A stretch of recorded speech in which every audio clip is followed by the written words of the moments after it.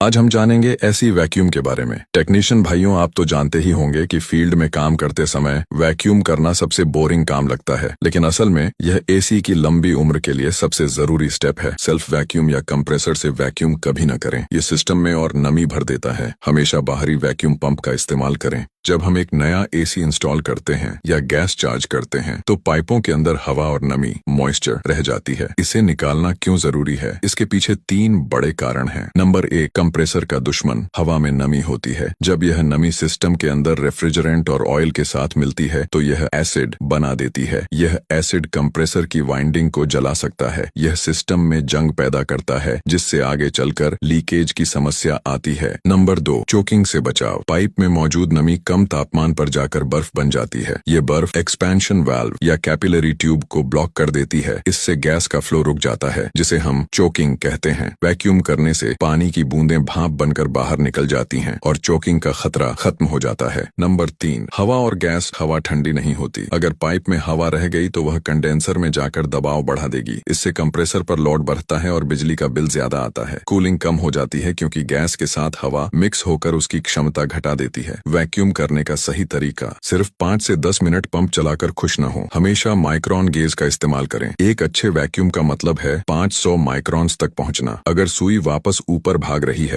तो समझ जाइए कि कहीं न कहीं बारीक लीकेज है। माइक्रोन गेज बड़ी मशीनों में ज्यादा यूज होता है। छोटे मशीनों के लिए नॉर्मल गेज से काम हो सकता है, पर गेज का सुई -30 होना चाहिए। और टेक्नीशियन भाई, आप वैक्यूम करते हो या नहीं, कमेंट में बताएं। और ऐसी जानकारी के लिए शोएब एसी टेक्नीशियन को फॉलो करें, और इंस्टाग्राम पर देख रहे हैं तो कूल सिस्टम 07 को फॉलो करें। धन्यवाद।